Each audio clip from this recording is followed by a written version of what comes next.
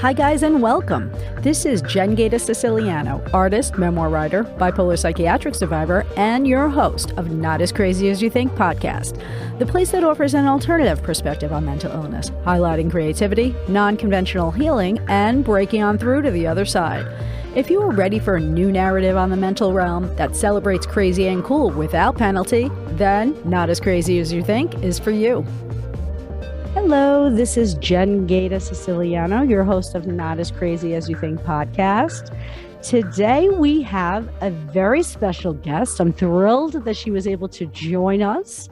Her name is Shaman Lyn Harwood. She's a shaman and an author of the latest book, Currency. Shannon, it's really a position that I've never read before. Getting rid of money, power, and hierarchy. I really am thrilled to have this conversation with you. So thank you for joining the show. Oh, thanks for having me come and talk with you today, Jen. I'm looking forward to our conversation too. Well, this is great. Let's start with you telling us a little bit about your background and who schooled you in shamanism. Well, my background, I guess that, for the most part, I'm teaching and practicing shaman, as you mentioned, and I've been up to that for about 35 years. And, shamanism had obviously a profound effect on currency. And our background in shamanism, I guess we'd have to go way back to 1987 when my hubby and I wanted to get married, and we wanted two things in particular. We wanted it to be very spiritual, but we didn't want to necessarily choose any one of the religions, like not in a church, but it still had to be spiritual. So one day we were driving down the highway, and where I live, there are a lot of historic sites. And in particular, where we live, there is what is called the Head Smashed In Buffalo Jump, and it is a World Heritage Site. Now, it just so happened that my hubby was raised right next door to one of the main reserves here in Alberta, and he knew the spiritual elders on the reserve personally very well. He went to school with their kids, and we call them the old people, which is a sign of respect. And we approached them. Would they marry us in a traditional Blackfoot wedding? And they didn't just instantly jump up and down and say, sure, we can do that. Instead, they took a great deal of time, vetting us, making sure that we didn't have some ulterior motives or plan to use them in some way. So eventually they said yes, but only on certain conditions. And the big condition was that we would learn the Plains Native culture and, beliefs and rituals and rites and ceremonies, and that we would do what they call bridge the gap. And that meant to take it out into the Western world and share that shamanic knowledge with the modern world. And so here we are, 35 years later, still bridging the gap. That's incredible. I have such an interest in this area, and to hear that you just, were willing to take this on, because you really have. You've built a life on spreading this information and bridging the gap. Can you talk a little bit about where this has taken you? Oh, sure. Well, first, when you say that, what really is the truth behind all of that is we were the privileged ones. The old people, Joe and Josephine Crowshoe of the Piikani Nation, they were not just your ordinary people. And even to get married, they helped pave the way for us to receive ministerial approval, because Head Smashed In is, like I said, World Heritage Site, so not anybody can just show up there and do ceremony. But the old people made it happen because they were held in such great honor and respect here. In fact, they've traveled the world before they passed, and they even received the Order of Canada, which is a big deal. It's the highest award that any civilian in Canada can receive. it kind of, I think you guys have what's called the Medal of Honor. Yeah, same idea. They were very high profile people. So we considered ourselves the blessed and the lucky ones, because not only did they just marry us at that time, also in years to come under their tutorship, they named each of us in a traditional naming ceremony. They named our company Iniskimaaki, which is really an abbreviated version of the word they actually gave the company, Ikamapipitsi, but that's too much for a business card. So we shortened it to Iniskimaaki, and they even gifted us with a medicine pipe, and we're pipe holders, which is an amazing privilege for non-native people. So we're really kind of the blessed ones. And it did open, yeah, as you said, it became our life to bridge the gap once we really started to study and learn Plains Native shamanism. It is like fascinating would be an understatement. Wow. And can you explain that a little bit about a medicine pipe holder? The medicine pipe would be, I guess, very close to the equivalent of the Bible in the Christian world. It holds the energetics of the shamanic principles of how to live your life, how to stay in what's called Ini, in right relationship with not just, the people around you, but right relationship with everything, including yourself, including Mother Earth. And inside this medicine bundle and the medicine pipe that we were gifted, it is the time, it turns into a ceremony, an annual ceremony usually, where everyone gathers and healing is the focus, so that we might focus on all the needs of the world and one another. And yeah, it's an amazing experience. While they were training us, there were two other couples. They didn't turn it into their life work like we did, but I'm sure in their own way, each couple did their thing to bridge the gap. And I'm not sure to this day why we were so privileged to have them say, yes, we'll marry you, but here's the deal. I'm not really sure. I hope that over the last 35 years, we've done it to their satisfaction, and after their passing, we continue to teach the animistic. We teach 3 streams of shamanism, and what they gave us, the foundation, the grounding works, so to speak, will always be near and dear to our heart. But then we wanted to bridge the gap even further, and we wanted to incorporate some of the other shamanic practices from around the world. So we began to study South American shamanism, which is the shamanism that originated with the Inca and then was passed down and practiced today by the Q'ero in Peru and Bolivia and in that area. And from there we went to learn the South American shamanism through Dr. Alberto Villoldo and the Four Winds Society, so that when we were representing it, we really could, compare it authentically with what we call the animistic shamanism. Wow. That's amazing.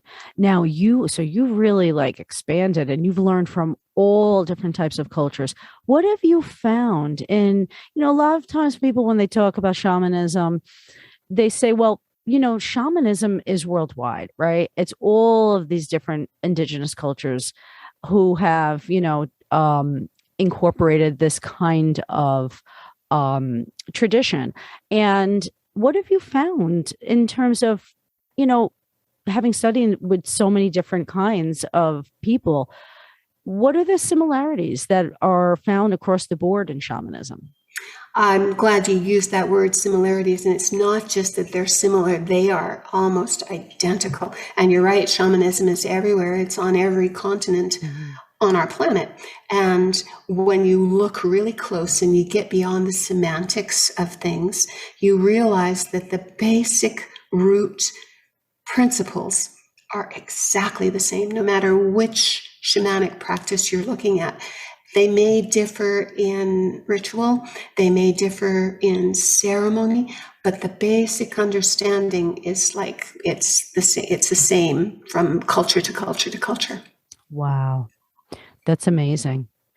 I have to say, I mean, you're in Canada and I'm in America, and America is a very different world. I mean, we don't have the same like high respect for the indigenous of this land. We're still dealing with that here.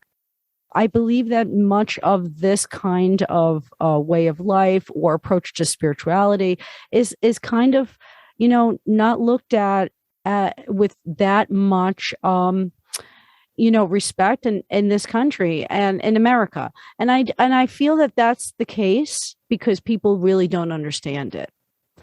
And that's why I'm really happy that you're doing what you're doing. And to be upfront and honest, there are a lot of Native American people here who do not like what we're doing. In fact, have fought us a lot over the years. I think that the old people at that time we're going way back to the 80s.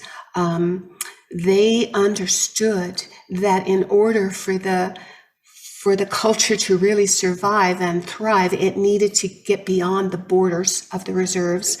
And so they went out of their way as spiritual elders to begin to teach people like Marvy and I the culture so that we could bridge the gap. But that, I'm pretty sure that would not happen today, that there are a lot of people on both sides of the argument that feel that it shouldn't have happened even then. I'm so glad it did, and I'm glad that we had the opportunity to do what they charged us with doing to the best of our ability. But I'm pretty sure that now the cultural divide is such, even here in Canada, that it would not happen today. They would, yeah. That's amazing, really. Now, why do you think that is? Is it because they feel that it's so sacred that it's, within their roots, and they don't really want people who are outside of that to, change it in any way? Because I think what you're doing is incredible. And, for many people say who are seeking, it's a beautiful thing to learn about this tradition because there's such richness to it. And I feel so blessed over the years to have stumbled into learning about these things, to think that my life, where would I be now if I didn't learn about any of this stuff? I almost feel I'm happy that you took it almost as like this obligation. People are benefiting.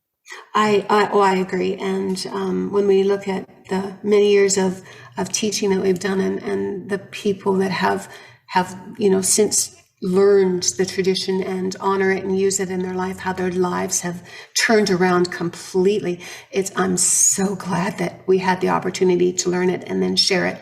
And I do think you hit it right on, the nail on the head, that today it has become almost proprietary.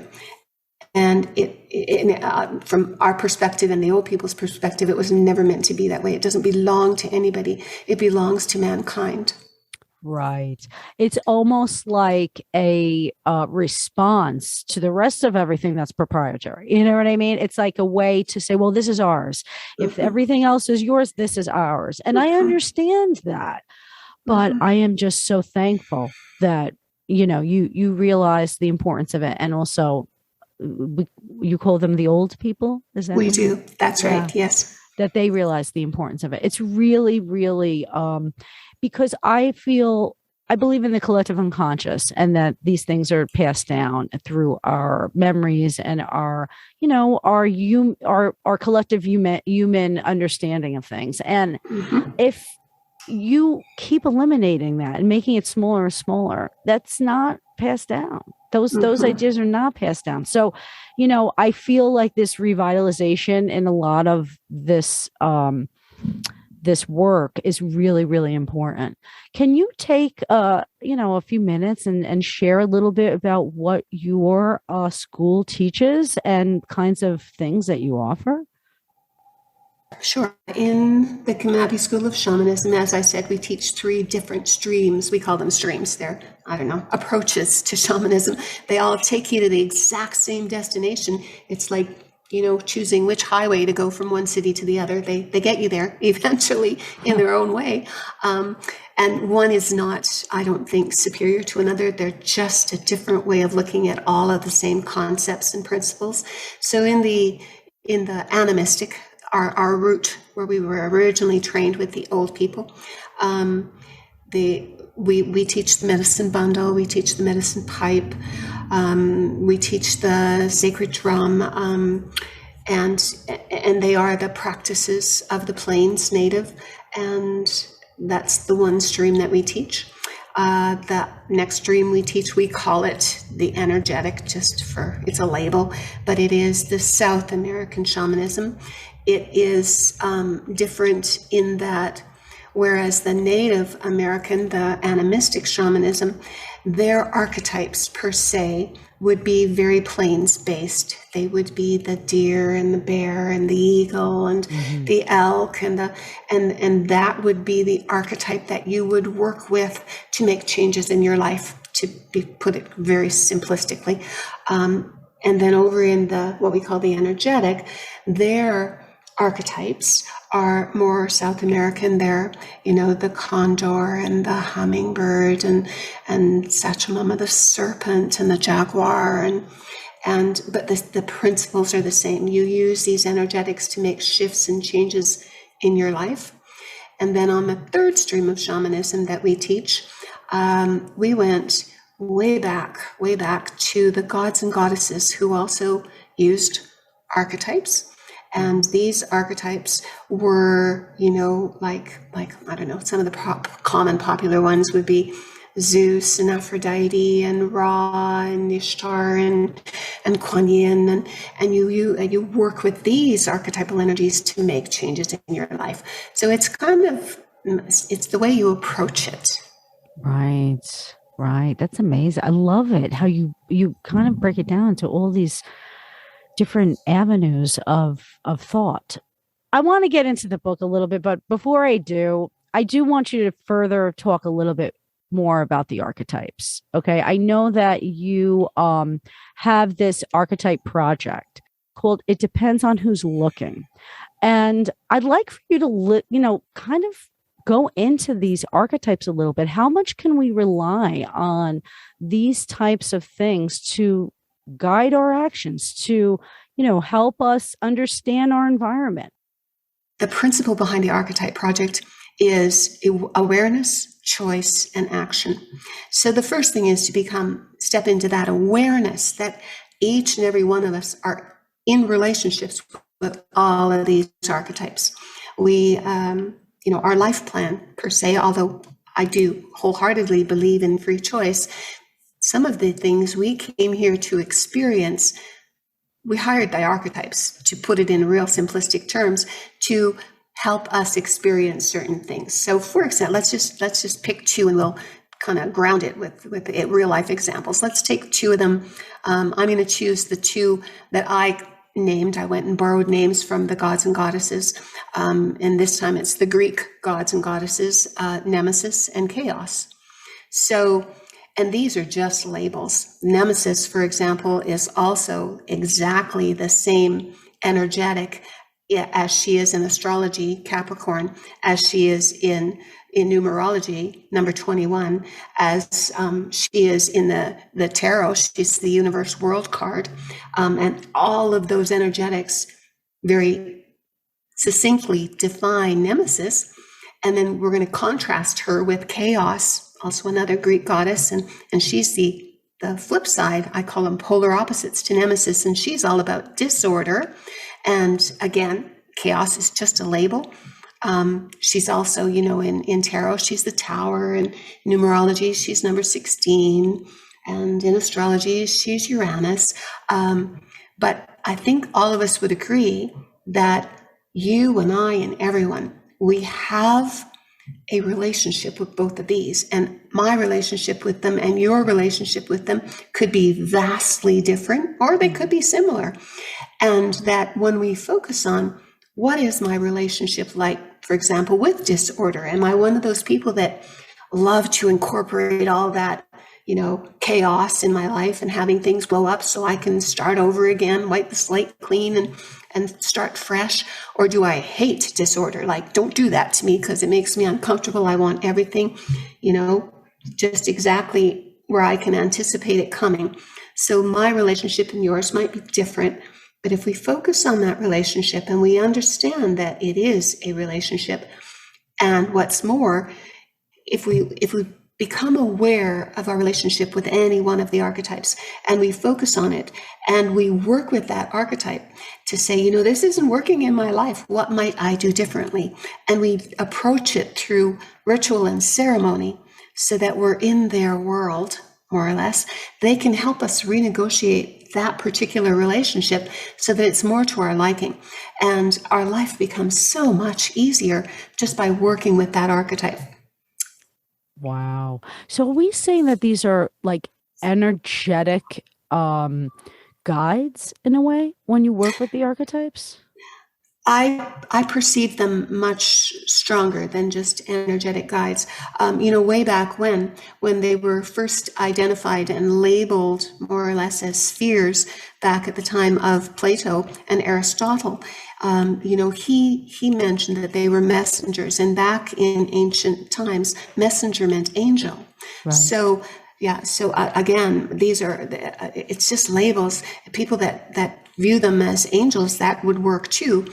And much stronger than just energetic guides in our lives. I think that they are primordial energies that we don't control at all, but we can change our relationship with that energetic.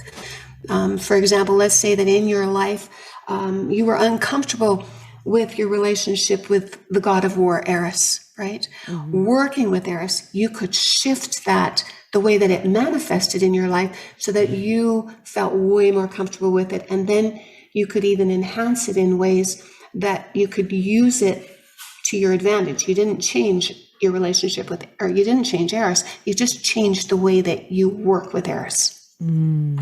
This is really interesting. I am like really pulled into this because I'm always led by my guides, and I feel like I have a lot of connections with ancestors on the other side. I need to work more with, I think, archetypes and higher levels like angels, because they have helped me in many ways. I had a near-death experience and they helped me get home from India when I had this experience. And it was just, it's real. You know what I mean? And I think a lot of people do question people who are they're just materialistic. They see only what's right in front of them. And it's hard for them to get on that deep level, but you take it in so many levels. And I also love the fact that you kind of remind everybody that these energies are across the board, are across history, across traditions, across practices. We're all you're talking about the same thing. And, when you deny it in one area, you kind of deny it across the board. If you don't acknowledge that these things are there for us to work with. I mean, I think it's brilliant. Now, how many people have come across your school and have been, really guided by a new way of living? Do you find that this kind of approach to, interacting with, I guess, the other side in a way is the thing that they were looking for? And when they found it, things changed for them? Oh, for sure. No, there's no question. It changes for all of us the minute you can't step on this path and not see your life transform. In fact, the Shaman's Altar, one of our more popular workshops, is a 2-year series. It's a 4-part workshop. And we tell people right out of the gate that if you recognize yourself and nothing has changed in the East, we'll give you your money back. Oh, wow. And it's because, nobody's ever gotten their money back, because you cannot work with these energetics and not have your life completely transform. It can't be done. Yes. That's amazing. Okay, so let's talk about this book that you put out, okay? Because I have to tell you, like, when I first got into it, I was like, okay, wow, this is a lot. This is a tall order to ask, especially of money-hungry Americans, okay?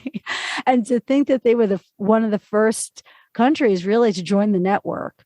I want you to really go into what this network is. Okay. The book is called Currency, and it is really a systematic, I guess, it's a fiction work that tells the story of this family and the surrounding people in the town and how they're affected by this new system that kind of interestingly comes into effect by a social media trend that was just kind of like, right, going through the internet and telling people to Right. look into this book, the book. And then when people started really getting into this, they started saying, wait, maybe this is the way. A question that I don't think I asked you, are you originally from America, or have you always lived in Canada? I was born here in Canada. I've always lived in Canada. However, I'm a dual citizen. So my mom was born in the States. My dad was born in Canada, and I was born here. But I hold both citizenships. So I love both countries. Yeah. So you are very, I mean, you're very savvy as to how America works and operates. And, like I just found it to be interesting because I'm like, she did it in America. Is there a reason why you chose America for the setting for the book? I think that if I were to put my location anywhere else in the world, I'm half American, and so I understand, that we Americans kind of think, well, that might work there, but that would never work here. And so, and that's why I chose, because yes, it could work anywhere. Yeah. That's why I really appreciate it, because I'm like, you know what, she's dedicating it, and it's a very interesting thing because there's been so much turmoil and culture wars in this country lately, and the book I think holds so much for a person who's questioning what's going on, and I really love it. So the idea is really, and I want you to go into it and explain a little bit, but I want to just share my point of view on it because Sure. I'm pretty like liberal, and so I would be open to this in a heartbeat. But there were a few things in there that at first I was like, where is this going? How is this going to happen? And just the idea is basically putting the power back into the hands of the people and taking, how do you break down this addiction and this system that's really completely designed for the person who's looking to live in a materialistic world and kind of take on possessions like astronomical possessions. Here they could just, that's what many people live for. And also this idea that you're always working to get better at positioning. So there's a hierarchical thing that people are always striving for, and this obsession with power. So you break all of those things down in this book and saying, you know what? No, we're taking it all away and we're redistributing. And it's great because there's a lot of resistance at first, but then it seems as though, wait, you know what? Once everybody sees that this isn't about ownership, nobody owns anything. It's about, we all own it together. It's a real change in thinking, and it's hard at first to really wrap your minds around it. And I think that's what a lot of the characters are experiencing. So tell us a little bit about how this book translates into, the fiction work that kind of outlines what the larger picture and message is that you want to communicate. Sure. Yeah, I'd be happy to. And you are right. I don't think that I've had one person who's read the book that didn't come back to me while they were in the book, like the people I know, saying, "Are you kidding me?" But by the time they're done the book, and sometimes 2-3 weeks later, they'll call me up and say, "I can't stop thinking about that damn book." and so now it's like, wow, if it did happen, then we have reevaluated everything, and life gets so much more fulfilling, so much easier. So I think what you're asking me for is kind of an overview. So just imagine for a minute what your life would be like if all the stress regarding money was gone, because it is huge in I think every country in the world, but for sure Canada and America. And suddenly all of your basic needs were met by giving 4 hours of your day in one of the, we call them 6 social divisions. So it could be healthcare, it could be housing, it could be education, it could be pick it, anything you love, pick it, and give 4 hours of your day. And we all did this. Well, suddenly, if all of us did the same thing, all of those needs for everybody is met. And what's more is your house is paid for, your food is paid for, the kids at university is paid for, the medical bills are paid for, the chiropractor, the dental, the physiotherapist, the hospital, the drugs, everything.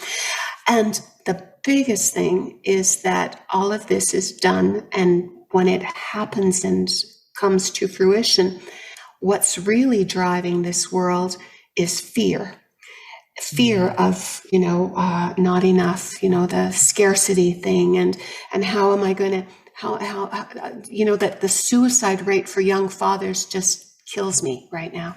They look at their families and say, well, we can't even buy a house, let alone be able to ever send you to university. And I'm not even sure I'm going to be able to keep food on the table, especially right now when you look at the grocery stores and stop at the gas pump. It's like, wow.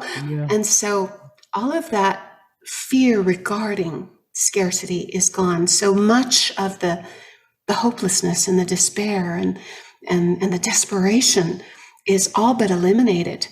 And really, when you look real close, what is different between that and now? Because right now, at least in North America, Canada, and US, we have, what they call that tax freedom day. The first 6 months of our year, where all of everything we earn goes directly to just the taxes. And that's not all our bills. That's just, the highways and the schools and the things that our taxes pay for. But that does not pay for our food and our clothes and our mortgage and our drugs and all of our needs. We still have to earn enough money elsewhere to pay for all that for the rest of the year. Now, just think about if 4 hours of your day, kind of half of your year, half of your life, is spent paying for everything you need. The other 4 hours, if you choose to have a career, now all of that money, all of it goes to luxury items like going to the movies or going skiing or all the little goodies that you want in life. They are finally there available to us.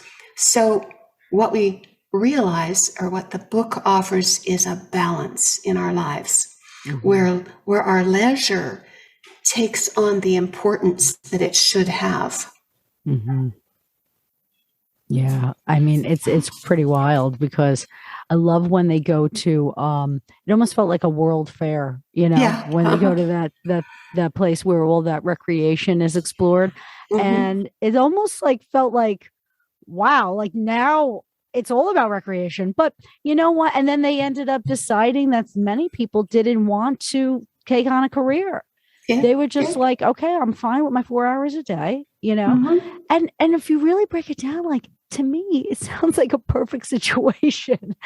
I mean, because I've struggled with money. So it's like, I'm just like, oh, this is perfect. Because sometimes the weariness of making the money is the thing that's killing us. I mean, in terms of mental health and stress and just all these things that we're dealing with, it's really it comes down to how we spend the hours in our day. And if it's always about just work, just to pay the rent or just to put money or to put food in our bodies to survive, there's just so much lost in that. And that's how our world works. And wouldn't it be great to redo it? The way you write it is really well. You're a very good writer because you really you write it in a way where a person who's skeptical could hold their skepticism, but see how you are solving the logistics of it as it goes on. And, I'm towards the end of the book right now. So it's 6 years in. And it seems to be working for more people than not. But I will ask you this. One of the things that you put in there is that there's capital punishment allowed for people who are not obeying. So what was the reason behind that choice? I think the choice there is that just to underscore the fact that this is not some sort of utopia. It's something that we all really need to buy into. Right. In the book, in Currency, I think that I really wanted to put some teeth in the law so that people realize that, hey, we're not kidding here. We don't want to go back to where people are being mowed down by, guns in shopping malls and schools, and have enough of all of that. We really want, to have a very stable situation where the people indeed are only, I suppose you would have to call it, social system, social structure, and that there needs to be teeth in the law to make it work and make it happen. Yeah. I mean, now that you say it out loud, it's true, because if people would easily start doing an underground currency. Yeah, that's very true. Yeah, they would. Yeah. And the people that you have, the represented characters that you have in the book are really just, your ordinary people, like the common man. And it is very interesting. I remember the best friend of Deirdre, Kate. Mm-hmm. She, she was, I think, a lawyer, right? Mm-hmm. She was, and she was really, really addicted to power and climbing the ladder of success. And she was really fighting it at first. But it was interesting because at one point Deirdre turned to her and was like, what if you have everything you need, like, what is it that you really still want? You just want more in comparison to your fellow man. I mean, like, what is it? Is it that's what's making you happy, to have more than the next person? What if we all had more? What if we all had, because the idea is if everybody gets their basic needs met, then everyone can live in abundance beyond that once all that is taken care of. So it's an interesting idea. We don't have to live in scarcity if we were to do it this way. Now, I am at the part, like I said, I have like 20 pages left. I'm like, I wanted to get that done before I met with you. But my question is, I'm at a part where China and Russia are about to enter the network. Now, do they do it? Please, can you tell me, or no? That's going to ruin everything for everyone. Got to go back and read that. Sorry. I got to go back tonight and finish it. What would it take for others of major, powerful nations to come on board? The thing that makes the difference is that the people decide, right? Which exactly. I think is a beautiful angle. And I, everyone's today we're talking about Russia and the invasion of the Ukraine, and oh man, if I could just gather up a bunch of copies of Currency and drop them out of airplanes right down into the Russian army so that they would do like they do in the book. Yes. In some countries, it's the actual army that says, wait a minute, I'm done with this, no more. And they turn on the military leaders as opposed to their own poor people. Right. And you know what? There's been some accounts of that actually happening. Some soldiers are just like, I've had it. You know what I mean? It doesn't make any sense. So it is, we're always at the hands of the people in power. And, you could only do so much with your vote, putting the person who you think is good in power. But then a lot of the times power just corrupts. Absolutely. And so I do like that in the book. I've had a lot of criticism of, what is this 3-year nonsense? I believe that if you stay and build a career anywhere, you are going to amass power.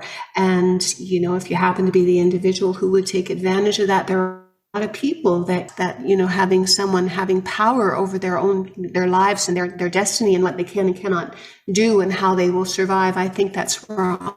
And it's an interesting take because, a lot of people feel like within 3 years, they finally get their practice in a particular career. And then they start feeling confident after that time, So it's like, you're like, okay, well, let's switch it up on you, and try something new. But it is interesting because I've had a lot of switches too. And I think it does keep you fresh and it keeps you humble. And, it's in that spirit of, no, it's not about climbing that ladder of success. It's about serving and making sure that like everybody's taking care of each other. It's a really interesting book. Shannon, how can people get their hands on this book? They could go to the publisher's website. So the publisher is Olympia Publishing, but probably more easy because they're in London, England. For us Canadians and Americans is Amazon.com or Amazon.ca. Great, great. And definitely check it out because it is a hell of a read. And it's a fast read too. It's really well written. I'm a writer, so I do appreciate the way you tell your story. It's very engaging. The characters are great. And I know that people are going to relate very much to many of these types of people who are in the story. It's an eye opener because, a lot of us want a different way. And, it's sad to say, sometimes I personally think like, well, I guess I have to wait till I get on the other side to have a different life. You know what I mean? It's kind of sad, but is it possible? Is it possible to do it now and here? Have you had, as you said that you've had a little pushback. Have other people responded in a way where they're like, yeah, this has got to be implemented, and how can we do it? Oh yeah. Oh, for sure. And there's, been the suggestion of why don't we start a group, right? and get the energy building. So yes, I don't think you could read pushback. I don't think you could read currency and not have at least a little pushback. That was kind of the goal of the book is to have you take a look at where your values lie right now and ask ourselves, even me, for example, my little car is 1982 Ford EXP. I love her. She's my Betsy. And if currency came into being, I'd have to hand my keys of my car to them. But you know what? Yeah, that would hurt, but only for half a second the minute I thought about the hunger and the homelessness and the despair out there and the people struggling and wondering, I don't know what we're going to do if things don't turn around, that I'm just not going to be able to even make the mortgage payments. Does that mean we're going to be on the street in a month, 2 months? So yeah, there's been the other side of it. There's been a lot of great feedback as well from the book. I think that the idea that it is possible is what I really like about the book. And all it really takes, it's not that difficult. We all, to put it in place, would only really need to make one important fundamental shift in our lives and a shift in what we value.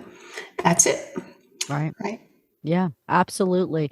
And, that's why people have to get their hands on it, because the more people who are thinking these thoughts, right, then that gets into the collective unconscious, and then it generates. And, because right now we're only given one option. It's not like we can choose what kind of like social system that you can move out of the country or whatever, but it's like we're pretty much at the hands of it. And there's a lot of corruption in the power structures.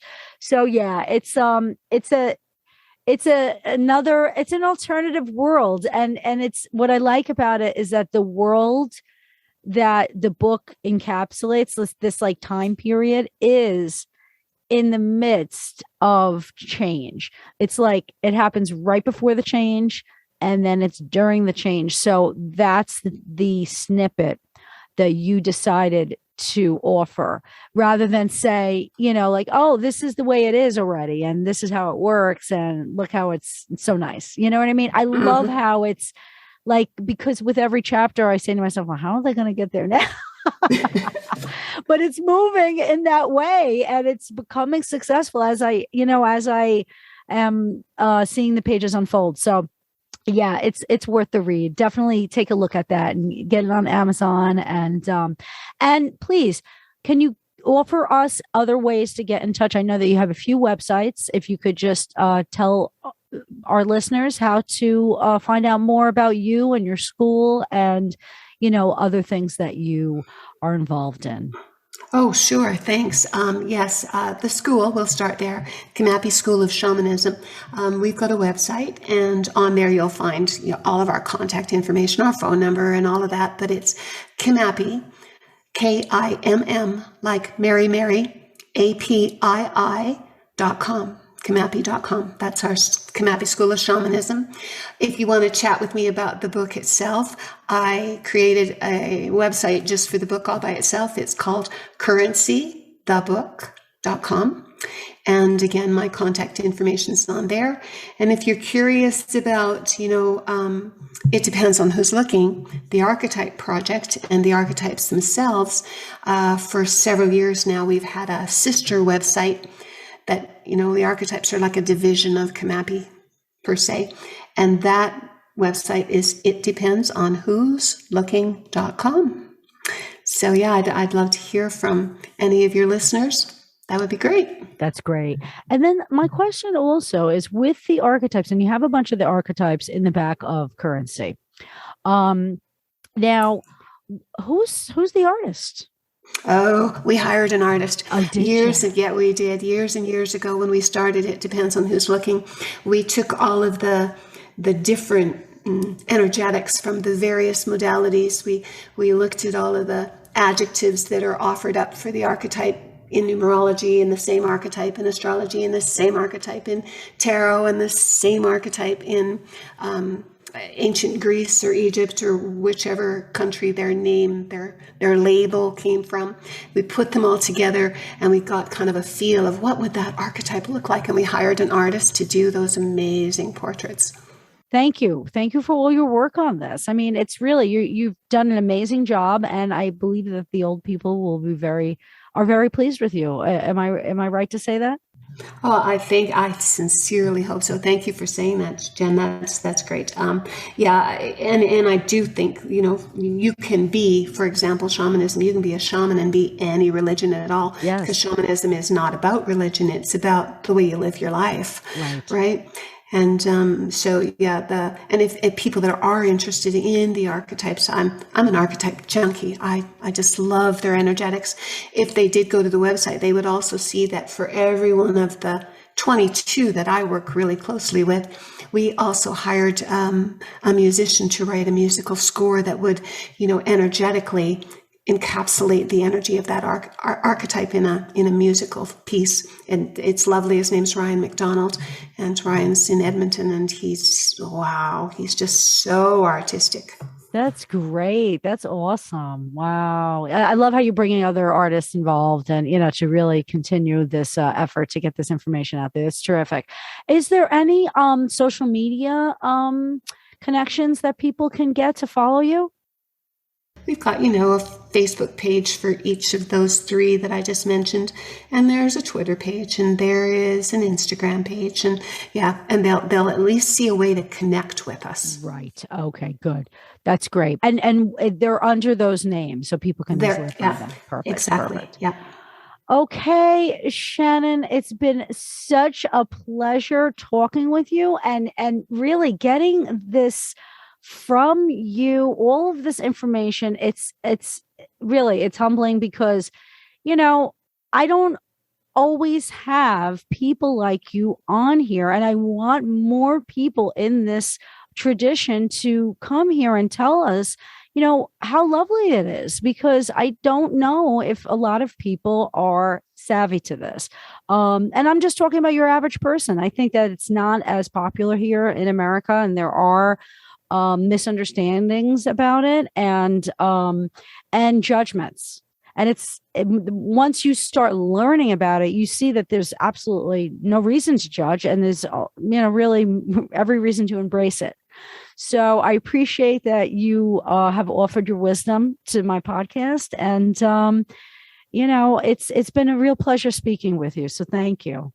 Oh, thanks to you, Jen. And this has been a great deal of fun. I hope that maybe in the future we get a chance to do it again. Oh, absolutely. Yes, definitely. All right. So take care. Thanks for listening to Not As Crazy As You Think, and don't forget to subscribe to my YouTube channel. And remember, mental health is attainable for anyone, especially those labeled with mental illness. Until next time, peace out.